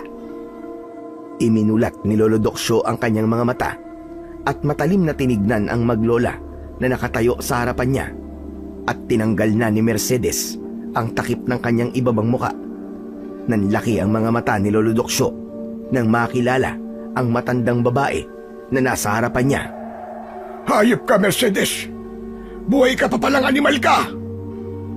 Matagal din na panahon, Doksyo. Sa palagay ko, ay may 15 taon na rin. Natatandaan mo ba ang ginawa mo sa aking bibig? Oo, Mercedes. Dahil tandayan ng pagiging aswang mo. Nakakatakot ka naman, Doksyo. Nakatali ka na at lahat-lahat Napakatapag mo pa rin. Ano kaya gagawin mo? Pag nalaban mo ka, wala na ang apo mo. Ano ginawa niyo sa apo ko? Mga hayop kayo! Mabilis na ipinakuha ng dalagan si Aurora ang isang sako at inilabas niya doon ang isang pugot na ulo na nababalot ng dugo. Hindi rin makilala ang muka ng ulo na kanyang hawak dahil sa dami ng sugat nito sa muka. Hinagis yon ni Aurora sa paanan ng matandang nakatali. Sabay nun ang mga laman loob na inilabas niya rin sa sako. Hayop kayo! Ano ginawa niyo sa apo ko? Mga demonyo kayo! Mga wala kayong kaluluwa! Papatayin ko kayong lahat! Huwag niyong hintayin na makawala ko dito dahil sisiguraduhin kong wala akong ititira sa inyo! Malakas lamang na tumawa ang maglola dahil mabilis nilang napaniwala na apo nga ni Lolo Doksyo ang ipinakita nila rito. Habang ang binatilyo naman ay nasasaksiyan ang lahat at hindi na mapigilan ang galit. Ngunit pinilit itong pakalmahin ng lalaking kanyang kasama. Hayaan mong isipin ng mga aswang na panalo na sila. Pero Mang Alim, Hindi ko kayang makita na ginaganon nila si Lolo. May oras para sa pagsugod. Pero kailangan muna nating mapakawalan ng lolo mo. Ang alam ko, pag nagsasagawa sila ng ritual, ay hahayaan nila ang biyag sa labas at papasok silang lahat sa kanilang mga bahay. Hanggang sa lumiwanag na ng gusto ang buwan. Tapos doon tayo gagalaw para mapakawalan natin ang lolo mo. Sige po, Mang Alim. Pinagmasdan muna nila ang mga aswang na nagsisipasok na sa mga bahay. Habang si Lolo Doksyo naman ay walang tigil sa pag-iyak sa pag-aakalang patay na talaga ang kanyang apo. Ngunit nang maubos ang mga aswang sa labas ng kanilang bahay, ay mabilis na lumabas si Alim at JP sa kanilang pinagtataguan. JP, ikaw ba yan, apo? Minumulto mo na ba ako? Lolo naman, huwag kayong maingay. Hindi kita minumulto. Mamaya na ako magpapaliwanag. Mahalaga, maalis na kita sa pagkakatali. Ngunit napansin ni Lolo Doksyo ang lalaking kasama ni JP. Hindi niya masilayan ang mukha nito dahil sa dilim ng paligid. Ngunit nang saktong matanggal nila ang pagkakatali ng matanda, ay siya naman paglabas ng matandang babae. Nakita niya ang tatlo at mabilis itong sumigaw na para bang wala sa sarili. At sumunod naman na lumabas ang kanyang apo na si Aurora. Apa! Dito na ang apo ni Doksyo! Maganda yan. Para sama-sama na kayo sa impyerno. At ikaw na lalaking maraming balbas. Sino ka? Sino ako? Ako lang naman, si Himalem. Ang taong inubos ang pamilya ng hayop na matandang yan. Teka, Himalem! Buhay ka! Kilala niyo ho ako? Ako si Tatay Doksyobo. At ito si JP, ang anak niyo ni Ella. Hindi nila kayo napatay. Tay, anak ko! Niyakap ng maigpit ni Himalem si Lolo Doksyo at JP. Natigilan naman ang binatilyo dahil hindi niya akalain na buhay pa ang kanyang ama. Hanggang sa tumulo na ang kanyang luha. Pagdating sa kanila, nasasabi ka. Samantalang sa akin na anak mo rin ay wala kang pakialam. Anong klaseng ama ka? Hindi mo kami minahal ni inay. Dahil hindi ko talaga siya minahal. Dahil nag-iisa lamang ang taong aking minahal. Yun ay si Ella. Siya lamang at wala nang iba pa. Hindi minahal. Samantalang nagbunga ang pagsasama niyo ni inay. Nagbunga nga. Pero nang dahil sa gayuma, kahit kailan, ay hindi ako umibig sa halimaw. Nag-iisa lamang ang babaeng nagpatibok sa aking puso. Yun ay walang iba kundi si Ella. Pero anak mo rin ako. Anak mo rin ako. Anak mo rin ako. Nagbago ng anyo ang dalaga. Akma na sana itong aatake, ngunit pinigilan siya ng kanyang lola. Anong ginagawa niyo, inang? Bitiwan niyo ako. Hayaan mo na sa akin ito, apo. Gusto kong ako makapatay sa taong pumatay sa aking anak. Pero inang, Ngunit imbis na sumagot, hinawakan lamang niya ang muka ng kanyang apo. Sabay nito ang pag-atake niya sa kinaroroonan ng tatlo. Habang ang mga kauri nila ay isa-isa na ring nagsisugod. Sunod nun ay ang pagbabagong anyo ng matanda. At dahil may hiwa ito sa kabilang labi, ay lalong naging mas nakakatakot ang itsura nito. Tumubo ang malalagaring ngipin nito habang namumula ang mga mata. Nagkaroon din ito ng maitim na pakpak. Dali-dalim pumuesto ang tatlo. Sa muling paglaban ko sa iyo, Mercedes, sisiguraduhin kong tatapusin na kita. Huwag kang masyadong mayaman, Dokso. Dahil wala ka pang napapatunayan. Saka ka na magsalita kapag napatay mo na ako. Pinagdikit-dikit nila ang kanilang likod habang si Lolo Doksyo ay hawak ang kanyang buntot pagi. Si Himalem naman ay itak habang ang binatilyo ay payong lamang. Lumalim na ang gabi at patuloy lamang silang nakikipaglaban habang ang matanda naman ay kaharap ang matandang babaeng aswang. Ipinapalo ni Lolo Doksyo ang kanyang buntot pagi sa lupa at nang sumalakay ang aswang na bangkilan ay agad niya itong binigyan ng isang malakas na palo mula sa kanyang buntot ng pagi. Natamaan sa balikat ang matandang bangkilan, dahilan upang sumigaw ito ng napakalakas. Isa pa ay umatake itong mali. Ngunit sa pagkakataong yun ay nahuli na siya ng matandang manunugis. Dahil sa pagpulupot ng buntot ng pagi sa kanyang leg ay umusok ito. Sabay nito ang pagsigaw ni Aurora. Ang sigaw na yon na nagdulot ng pagsakit ng ulo ng tatlo, habang si Aurora naman ay lumapit sa nalulusaw na matandang bangkilan. Magbabayad kayo! Hindi uso sa akin ang lamangan! Gaganti ako! At hindi ako titigil hanggat hindi ko kayo napapatay! Lalong-lalo ka na tanda! Lahat kayo! Papatayin ko kayo! Pagkatapos ay muling umalis ang dalaga kasama ang iilang bangkilan dahil napansin nila ang pagliwanag. At dahil doon, nagyakapang muli ang magtatay. Tay, masaya po ako dahil buhay pa po pala kayo. Ganon din ako, anak. Akala ko, inubos na kayo. Teka, Alem, JP, huwag muna tayong magdiwang. Kitang-kita ko sa mga mata ni Aurora na seryoso siya sa kanyang mga sinabi. Sa palagay ko, may susunod pa tayong laban. Tay, sabi niya anak niyo rin siya. Bakit hindi niyo po subukan na kausapin siya? Hindi yun maaaring gawin ng iyong ama-apo dahil mahirap kausap ang mga bangkilan, lalo na't nakikita ko ang pagliliyab ng kanyang galit. Tama ang lolo mo, anak. Nangyari na sa akin yan, tungkol sa kanyang ina at sa inyong dalawa ni Ella. Matigas ang puso ng mga bangkilan, walang sino man ang magpapalambot nito. Kaya't sa palagay ko, anak, ay wala ng paraan. Ako po, Tay, susubukan ko. Lolo Doksyo, hayaan niyo po kung pakiusapan po si Ate Aurora. Malay niyo naman. At makuha pa siya sa pakiusap. Hindi purong aswang si Ate Aurora. May dugong tao siya. Dahil anak niyo siya, Tay, hindi ba? Maaari yung sinabi mo, Apo. Pero hindi tayo nakakasigurado dyan. Pero wala naman pong masama kung susubukan po natin. Tumahimik na lamang ang dalawa at kinumbinsi na lamang ni Himalem na sumama sa kanya ang dalawa at sa kanyang kubo na lang muna manuluyan. Hanggang sa pagsapit ng gabi ay inabangan nila ang pagdating ng aswang na bangkilan. Ngunit hindi sila sinalakay. Kaya sinulit na muna nila ang araw ng kanilang muling pagsasama-sama. Pagpasensya niyo na po, tay.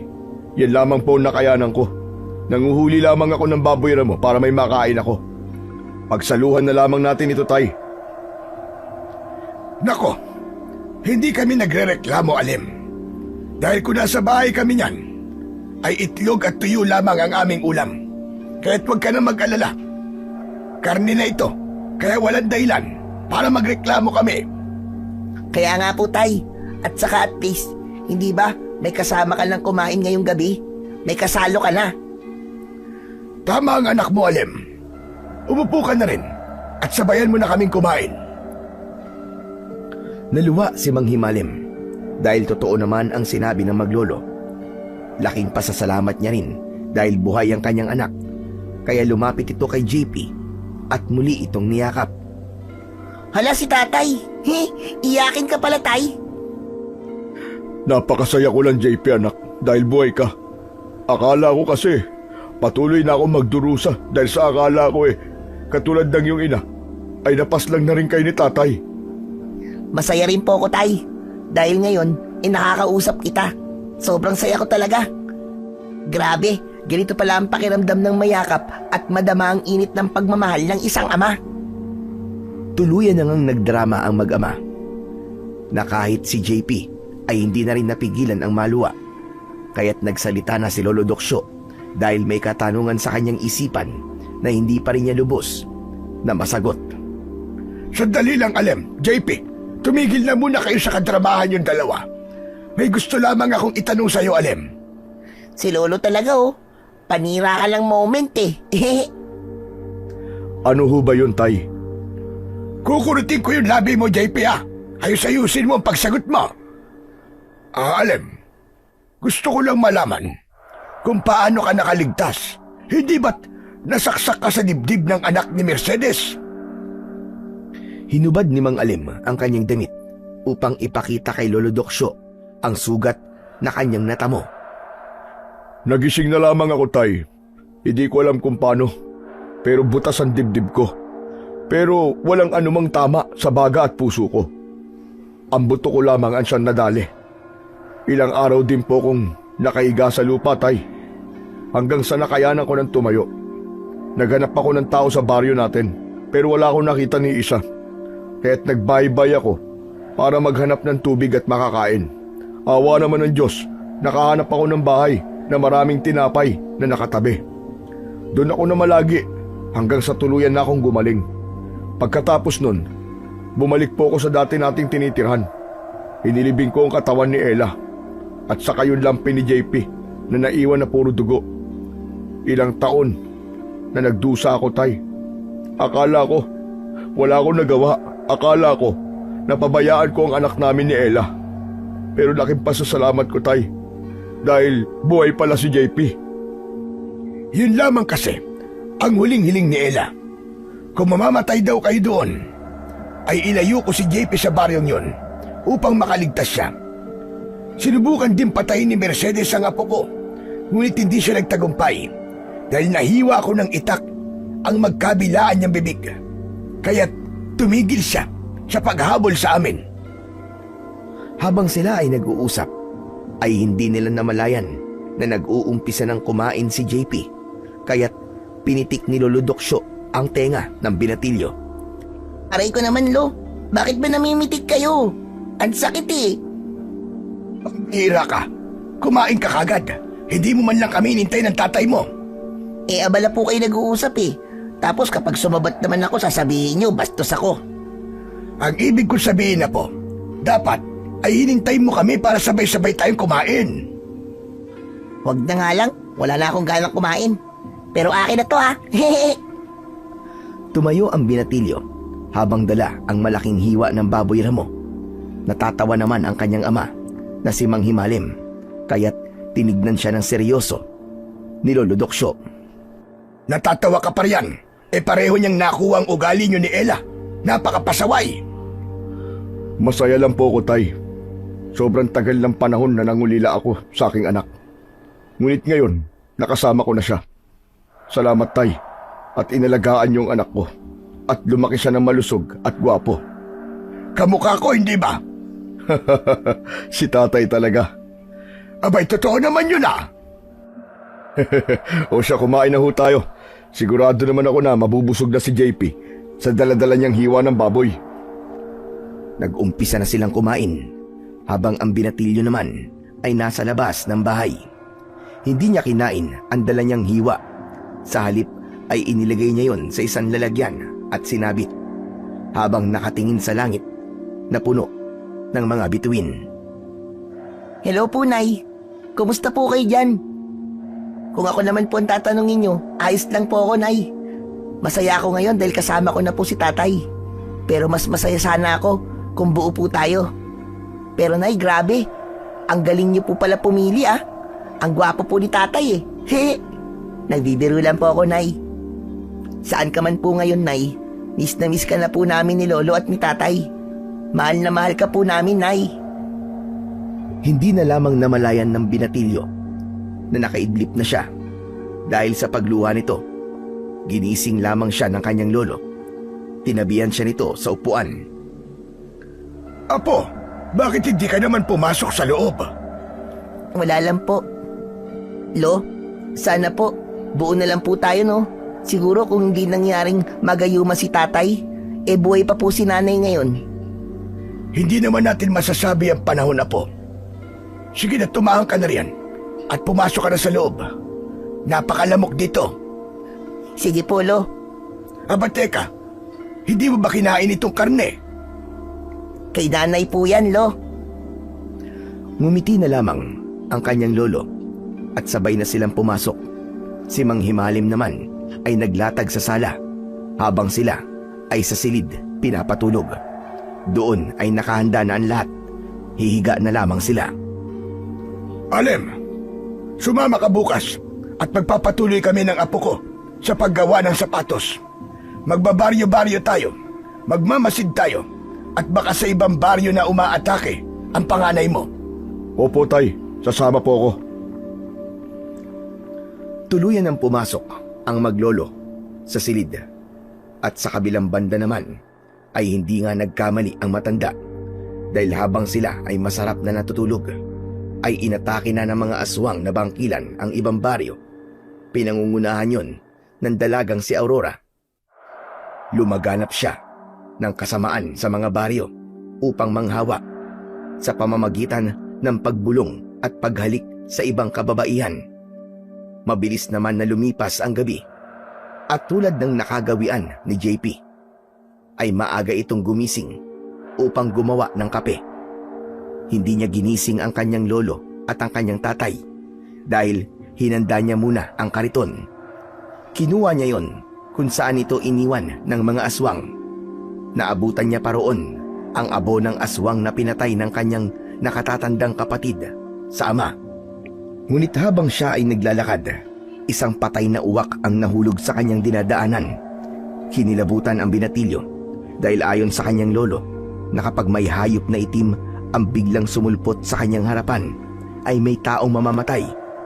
Nagpatuloy na lamang ito dahil ayaw niyang isipin na may mawawala uli sa kanyang pamilya. Kaya nang makarating siya sa bungad ng daan ng gubat ay iniwan niya doon ang kariton. Naayos mo na ba ang lahat, apo? Opo, Lo. Tapos na po lahat. Ayos na po. Kung ganun, Tay, tayo na ho. Hindi na sinabi ng binata ang kanyang naranasan kanina habang siya ay naglalakad.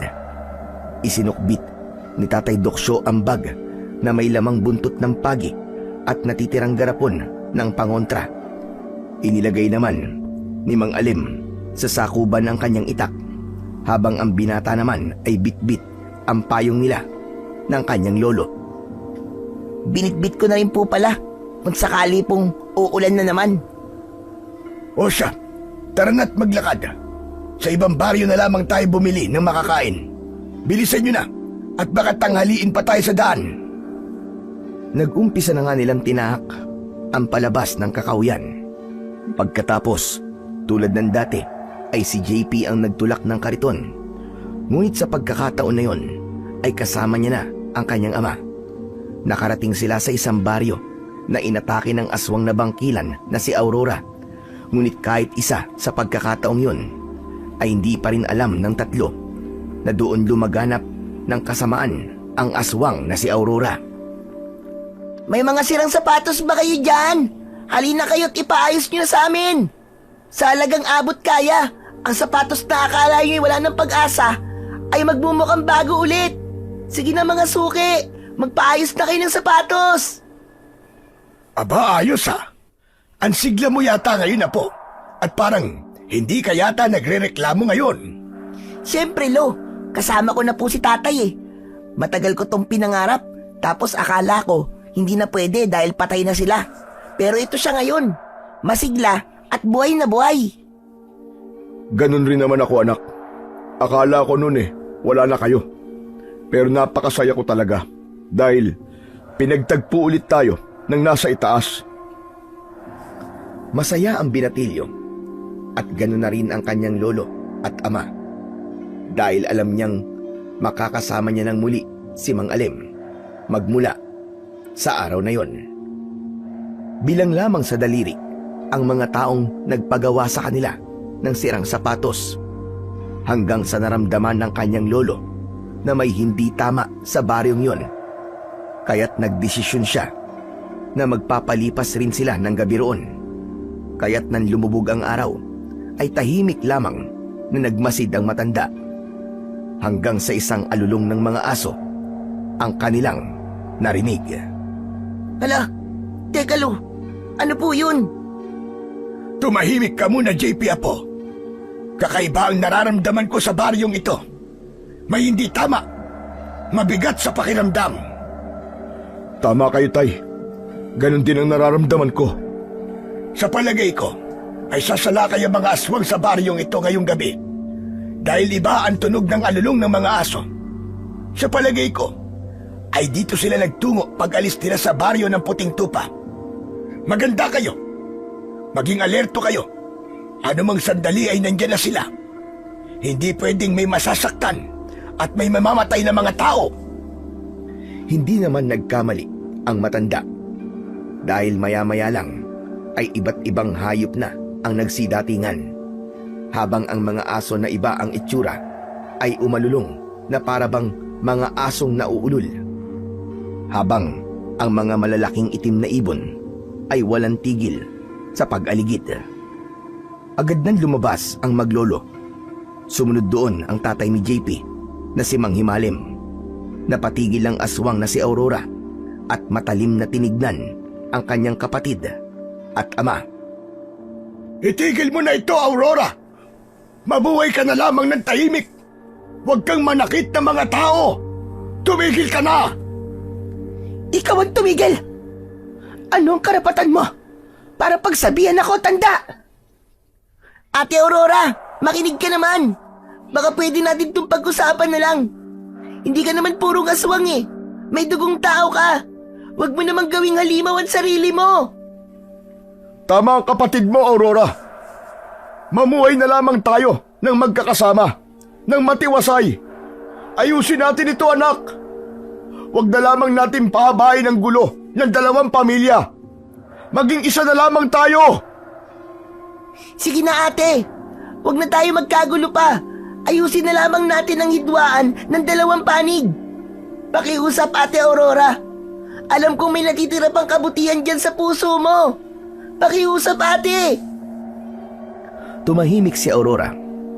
Lumapit sa kanya ang dalawa, si Mang Himalim at JP. Sinubukan silang pigilan ni Lolo Doksyo, ngunit hindi sila nagpapigil. Nakita na lamang nila si Aurora na lumuluha na, habang si JP naman ay bitbit pa rin ang payong. Ate, pakiusap. Maayos pa natin ito. Magtiwala ka lamang. Napag-isip-isip ko na tama ang mga sinabi mo, JP. Kaya, pwede ba kitang mayakap?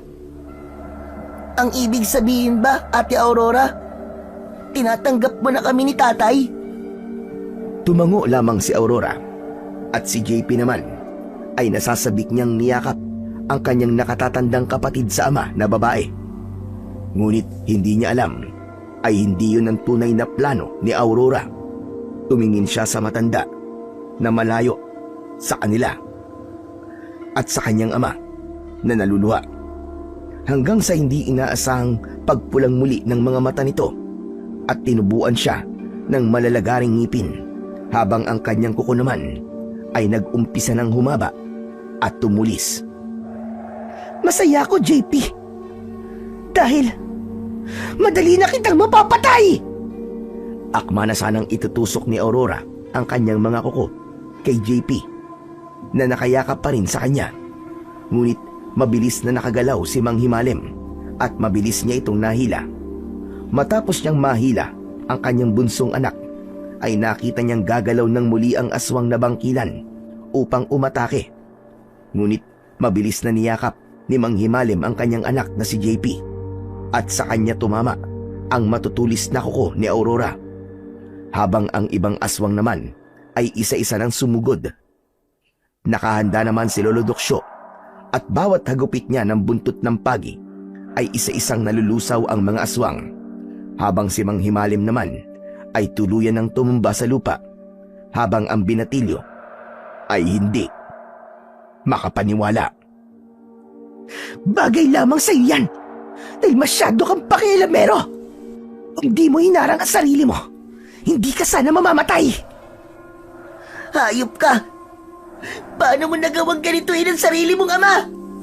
Masahol ka pa sa demonyo!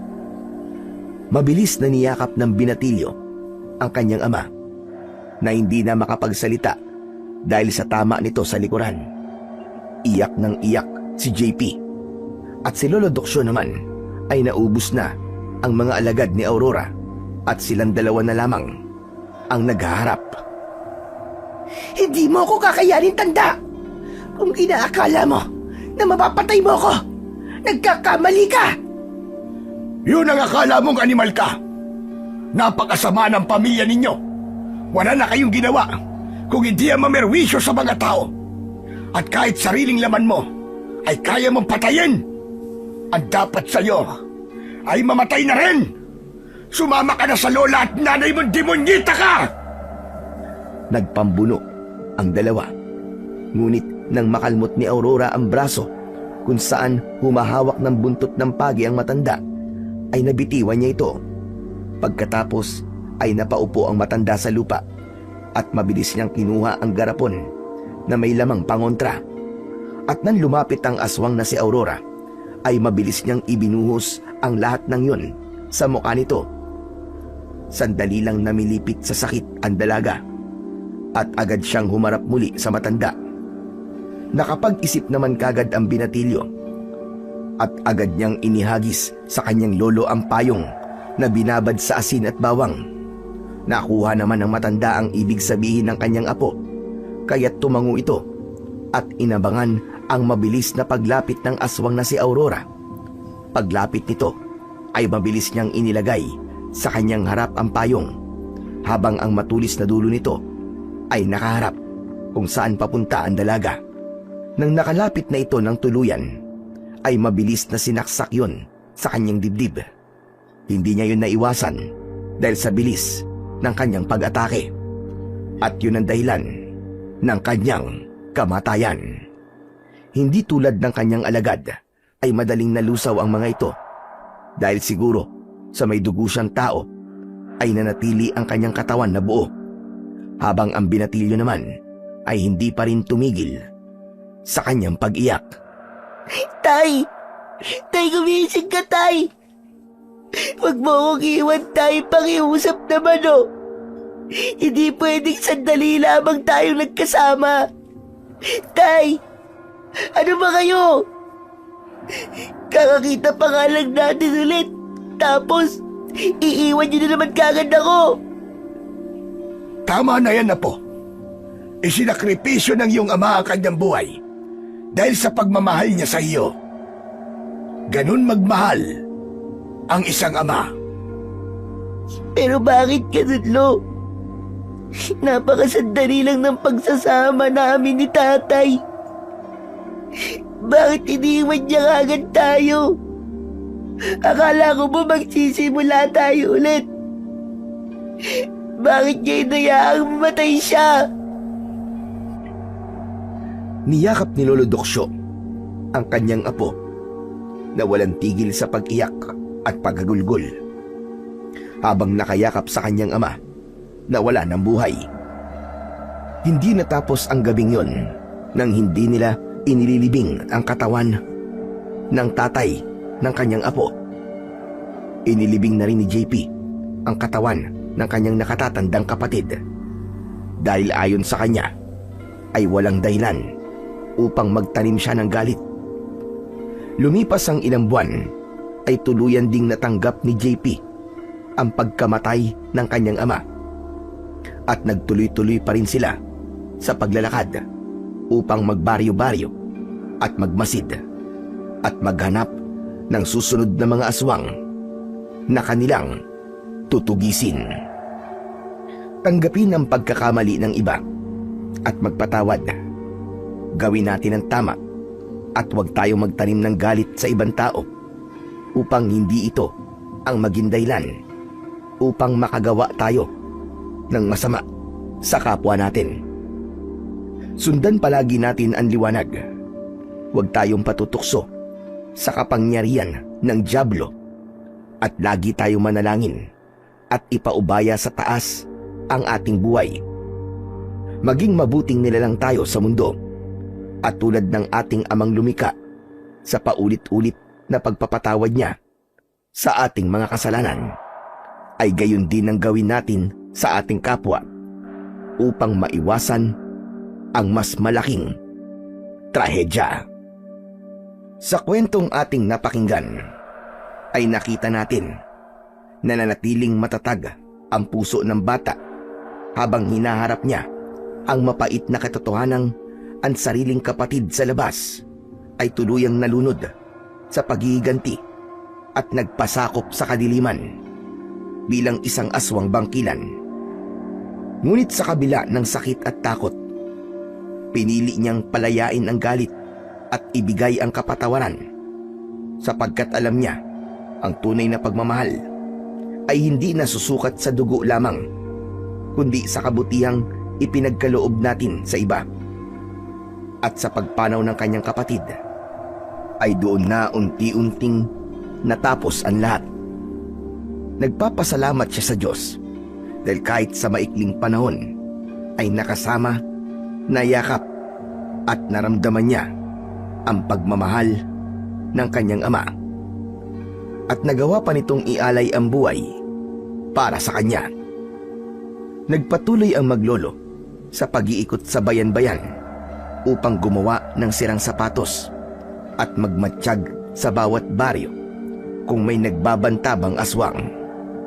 Nangako ang bata sa kanyang sarili na habang siya ay may lakas, uubusin niya ang mga aswang na patuloy na nagbibigay ng takot sa mga tao at siya ang magiging tagapagtanggol ng mga naaapi sa tulong ng kanyang lolo na walang sawang umaaruga at nagmamahal sa kanya.